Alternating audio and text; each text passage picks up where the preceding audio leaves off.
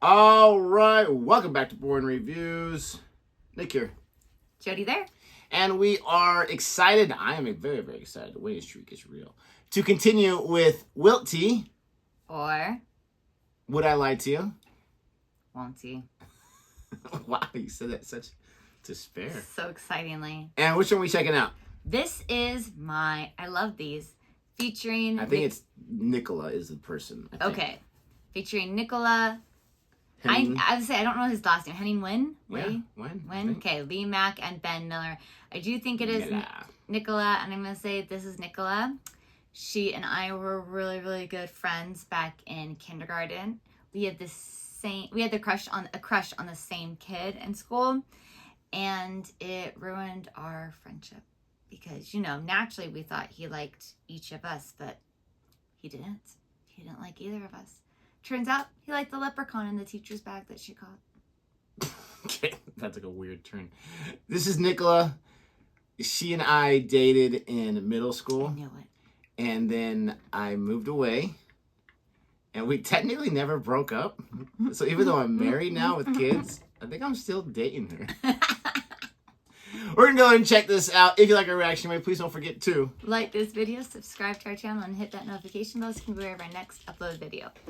I will say, today's July 4th, Independence Day for us. And in 2 days, I'm flying to England. So I will see you guys in 2 days. Woo woo. No better way to celebrate your country's independence by leaving it. Absolutely. Here we continue. Please welcome this week's special guest, Nicola. Okay. She wasn't so Please sure welcome about this coming week's out. special Watch. guest, Nicola. Oh, yeah. So, Ben, first of all, what is Nicola to you? This is Nicola, and she taught me how to talk to crows. I love how she Henning, still how smiles. do you know Everybody Nicola? else is like, This is Nicola, and I told my parents to take her as my babysitter because she failed to read my bedtime stories with enough emotion. Finally, Lee, your probably relationship thought with she was Nicola. talking. This is Nicola. I once chased her for 40 miles down the M3 because I thought she'd stolen my phone. 20 miles. David's team, where to Don't begin? believe it. So, Ben, why did you need to talk to crows? Because, well, I'm writing a book, He doesn't know why. and My publisher is a crow. it's a book about aliens. So I got interested in the idea of communicating with other intelligences. Then I thought, are there any animals on Earth that we can communicate with? And I found out that Nicola was an expert on crows and had discovered they're very intelligent. So what sort of thing have you learnt to say to crows? Well, we're only really at the basic sort of introductory. Like Greenback, hello, how are you? Take me to your leader. How to present yourself to a crow. How do you present yourself to a crow? So you go, Hello, Crow. No. Hello, Crow. How are you, Crow? Hello. Hello. So that's what Nicola has been teaching you. She loves it. That's how you talk to crows. You do that with your head and you go, hello, crow. How are you? Hello. When's your next lesson? And you'll be just a book. how to say goodbye to a crow. I've got a hunch about what it might be.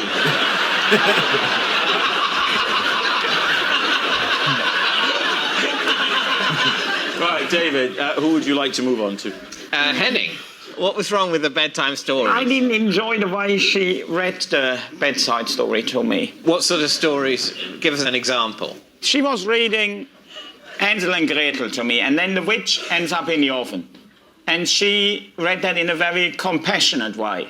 towards the witch. Yeah, and the good thing at that point is all about the witch got what she had coming, and that's how I like the story read to me. You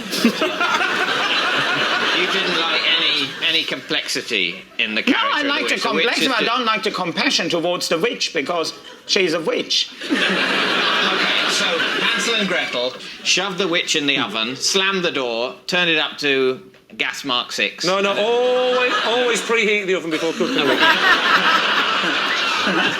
Let's assume it's preheated. Okay. Slam the door, turn it up, and then walk out into the forest. How did she misdeliver that line? Well, it was in German, so it was like... Is she German? Nicola, yeah. Ah. You mean yeah? Yeah. Nicola's a classic German name, isn't it? Nicola Schmidt. So she was what, weeping for the witch, or what? What's... I don't want to have to say this now, but I just didn't overly like her. That's obviously not how I told it to my parents, isn't it? I said to my parents, yeah, she didn't put any butter on the bread and all that business, and didn't get me anything to drink, so I mean... So what did you do? I stuck her in the oven. Okay. What about Lee? I just had to pause Oh, really Lee. fast because she is kind of cracking me up. I love her energy. She's so excited to be on that show. She's pumped. And so nervous, but she's so excited, and she's just smiling. And then you can tell that she'll remember. She'll be like, oh. She can't control herself. I'm There are just some people that just loving like it. to laugh all the time. Yes, I Especially when they get nervous. and that's how I am. Like, I am a nervous laugher too. And so I feel like I'd be the same way. I'd be like, I'm just going to smile the whole time. Oh, Lee's is not true. So, how did you come to the mistaken belief that she'd stolen your phone? Well, it's an interesting story. I was on the border of Czechoslovakia. I was in a restaurant with my wife and children, and we left the restaurant and we got back to the house, and I suddenly realised my mobile phone was missing. So I thought, we came to the conclusion that my 2-year-old, who's always picking things up and running around tables, because, you know, I'm not a good parent and they can run around in restaurants, had picked it up and had done something with it. And so I looked at my iPad, which has a thing on it where it tells you where your phone is, an app, if you've lost your phone. So I pressed that. You looked at your tablet, didn't you? As opposed to a specific. Oh, as opposed to a specific one. Sorry, I looked at my tablet, which I'd previously bought from Curry's. So I decided I've got one of these handheld devices. Let's call it a tablet. And on this tablet, it tells you where your phone is. Like an iPad. Can I...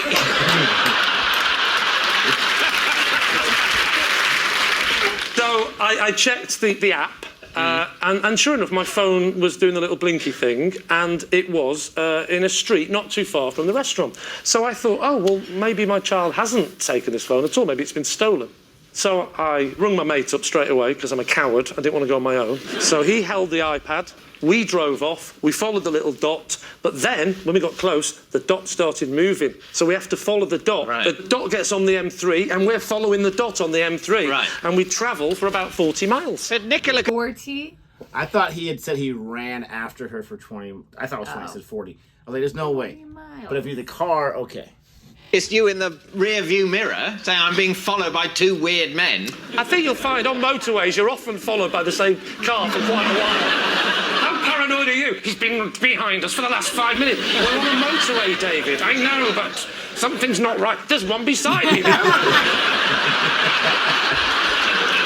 I wasn't right behind it because the dot was moving and I was chasing the dot for a long time. When we were probably about 5 miles away from the dot, because the dot was racing off ahead, we raced after, stopped, and we sussed out that it was a service station on the M3.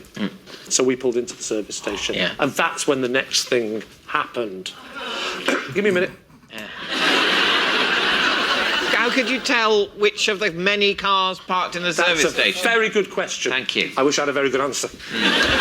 I phoned the phone. Ah, very Good, eh? clever. And it's at that point we see a woman getting out of a car, looking confused, and then looking inside a bag, a shopping bag, takes the phone out. And at this point I think, that's my phone. And she looks innocent because she's looking all confused. To which I go over, I say, that's my phone. And she said, I honest to God have no idea how it got in there. And then I start thinking the 2-year-old did pick it up and put it in the bag. And so ends the case for the defence.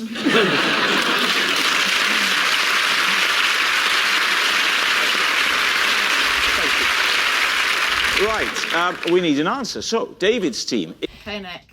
Okay, so I right away discounted Lee Mack, not just because he's Lee Mack, but because I thought he was running for 20 miles. I'm sorry, no one's going to do that unless you're a marathon runner, but they got to stretch this stuff first. So, but I definitely don't believe the crow nonsense. No. He's done a great job, if it's true, of hiding the fact that he actually was taught to speak to a crow. And I don't believe any of his story at all. The other story, I don't believe it. I fall for his nonsense before where it didn't seem plausible. I'm not going to fall for it. I'm going to say Lee Mack. I think that actually is what happened, especially at the end of it where she didn't know she stole it.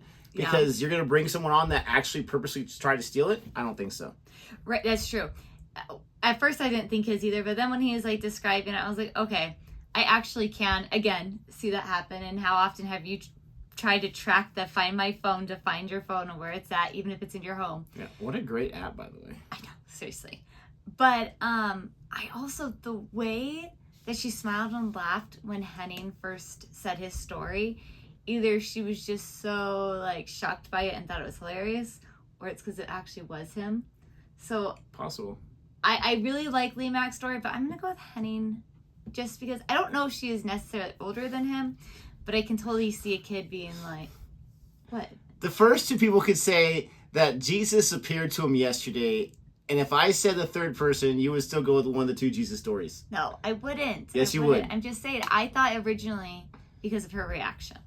So you're being sincere. No, I really am. I thought originally because of the way she reacted to him, then maybe his was true. And like I said, I was being a babysitter.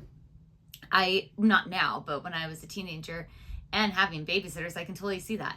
I remember my normal babysitter couldn't babysit me one time. And so my parents had the older brother and they were close with the family. And this is where it's hilarious. I thought the older brother was cute. And so I wouldn't come out of my room. I locked myself in my room. In fact, his younger brother was an award with us years and years ago. I appreciate you pointing out the part of the story that was going to be really funny. Yeah. But think about the logistics of it. They find this lady 30 years, 40 years later and have him come on here because she was... Can you find the babysitter that we sacked back in the whatever time? But also, Lee Mack was really trying to act like he was pretending he does that when he's telling the truth, so... It's true. We need an answer. So, David's team. Is Nicola Ben's bird botherer, Henning's boring babysitter, or Lee's phone pincher? What do you think? I got a funny feeling about the crows. Yeah, I love the idea that you're spending your free time wiggling your head in front of a crow, talking in a high-pitched voice. So, sorry, you two are leaning towards believing the crows.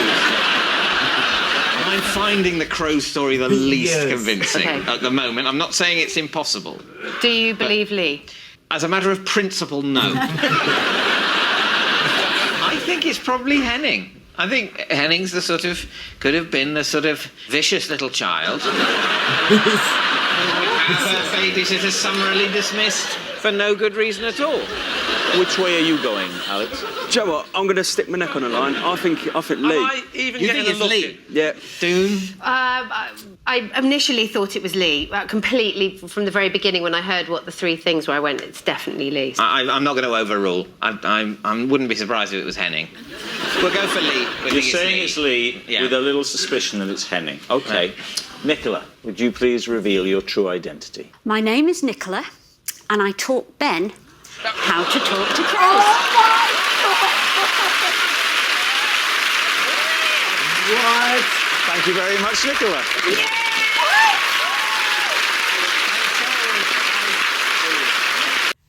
Oh, I've got to have more. Seriously, because it clearly was not hello. And I wasn't recording that. You're kidding. I'm not kidding. No, that's recording. Hi, everyone. Okay. I didn't record the screen. I can fix it. It's not a big deal. We paused a few times, but I can take care of it. Just create more work for myself. I can't believe that, though. Wow. Yeah. That's the one I was like, it's not it at all. I could understand if he said, well, you have like a presence, you want to be confident, but yet you want to move slow, allow them time to feel comfortable with you, but not the, hello, how are you? I know nothing about the world. He is a genius. How much can you lie about the truth? The sad thing is, like, they're meant, like, that's what she taught you. Like, that's how you speak to a crow. Okay. And that he's writing a book on aliens? Like, what? I totally believe Lee's story. Wow. Like I said, I don't know anything anymore. The world's a mystery. We both were wrong. We hope you enjoyed our reaction to this. Please don't forget to like and subscribe. Thank you so much for watching, and until next time. Goodbye.